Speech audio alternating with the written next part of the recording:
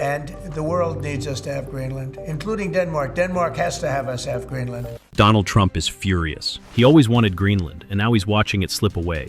Not to China or Russia, but to Canada. Yes, Canada just made a historic mining deal with Greenland worth $3 billion, and it's shaking up everything. Trump had big plans for Greenland. He even once said, "We will annex Greenland to the United States one way or another." But instead of becoming America's newest prize, Greenland just joined hands with Canada and the European Union in a deal that may have changed the Arctic forever. It all started in early 2025, when President Trump, fresh from his election win in 2024, decided to bring back one of his strangest ideas from the past, buying Greenland. In his speeches, he talked about Greenland like it was just sitting there, waiting for someone to grab it. But Greenland is not some abandoned island. It's part of Denmark, and its people, Greenlanders, have a strong identity and growing independence. They didn't take kindly to being treated like a property. Trump's administration pushed hard. The US even revived Cold War documents suggesting old plans to control the Arctic.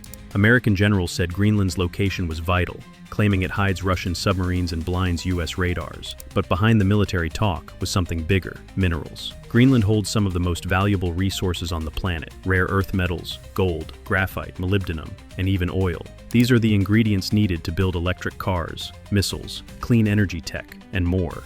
Missouri Senator Josh Hawley warned that if America didn't mine these resources, China would.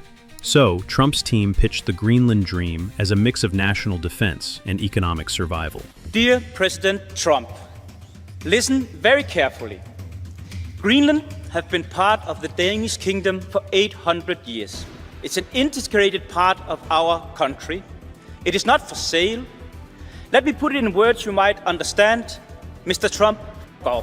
But Greenland and Denmark pushed back hard. Greenland's leaders called Trump's ideas wild and weird. Prime Minister Mette Frederiksen clearly said, "Greenland belongs to the Greenlanders." In March 2025, both Greenland and Denmark officially rejected any talks of US sovereignty. They even warned that pushing too hard could damage NATO. As Trump kept trying, something unexpected happened. Canada swooped in. Two Canadian companies, Greenland Resources Inc. and Amarok Minerals, put together a major mining deal with Greenland's government and the European Union. The $3 billion agreement focused on rare metals like molybdenum, used in steel production.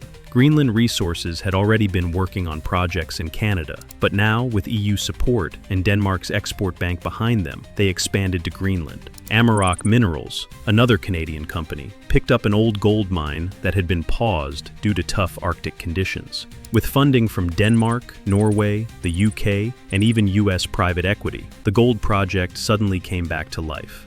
Ironically, while Trump tried to buy Greenland, American investors were indirectly helping Canada take the lead. But the deal wasn't just about money. Greenland's government demanded strong local involvement. 70% of mining jobs must go to Greenlanders, and 10% of profits will go into a national future fund for long-term development. Canada agreed. US companies, on the other hand, weren't so sure. They weren't willing to follow Greenland's rules, and that cost them the chance to be part of the deal. Canada didn't stop there. Along with the EU and Norway, they created the Arctic Green Transition Fund, a $3.1 billion investment plan to build Greenland's roads, airports, and ports. US banks and companies were left out completely. It was a clear message. Canada and Europe were building a new kind of Arctic economy, one that didn't need the United States.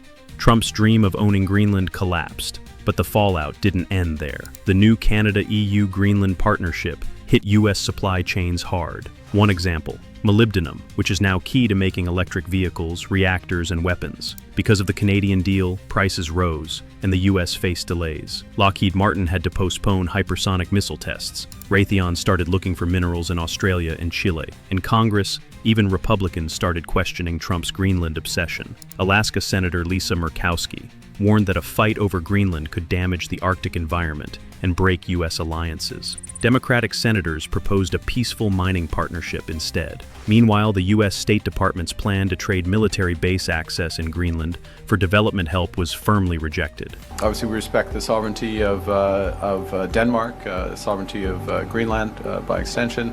We're an Arctic nation. What we have focused on most immediately, I'm going to use your question as an opportunity to underscore the major steps that this government has taken in the last 2 weeks to reinforce our Arctic sovereignty. Canada's long-term strategy is now being called the Arctic Hexagon. It's a huge vision that connects Greenland's resources with Canada's own Arctic projects, including iron mines and space stations. It's also about energy. Canada is working on a floating LNG, liquefied natural gas platform in Greenland that can sell gas directly to Europe, bypassing both the US and Russia. Germany sees this as a way to escape its dependence on Russian and American gas. This morning, Denmark's Prime Minister has praised the people of Greenland for their resilience amid mounting pressure from the Trump administration to take control of the semi-autonomous Danish territory. Greenland, once seen as a faraway icy island, is now one of the most important places in the world.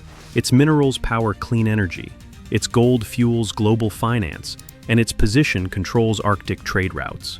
And while Trump tried to claim it by forceful talk, Canada took it with partnerships, respect, and money. The best part for Greenland? It gets to keep control. Greenland's government made sure all deals support local jobs, environmental safety, and long-term prosperity. They even set up a law requiring that a chunk of all profits go back to Greenlanders. Canada and Europe agreed to these terms, while US companies hesitated. That made the choice easy. International law also makes it hard for the US to act aggressively. Denmark is a NATO member, and if Trump tried to use the military to grab Greenland, Denmark could call for help from the entire alliance. That would be a disaster. Instead, US military planners have settled for small shows of force, like landing aircraft at Greenland's airbase. But Denmark and Greenland see even those moves as risky, and could use them as a reason to speed up full independence. Trump's dream of adding Greenland to the US has backfired badly. Not only did he fail to secure the land, but he also lost influence in the Arctic. Meanwhile, Canada has become the unlikely champion of the North, respected, strategic, and successful.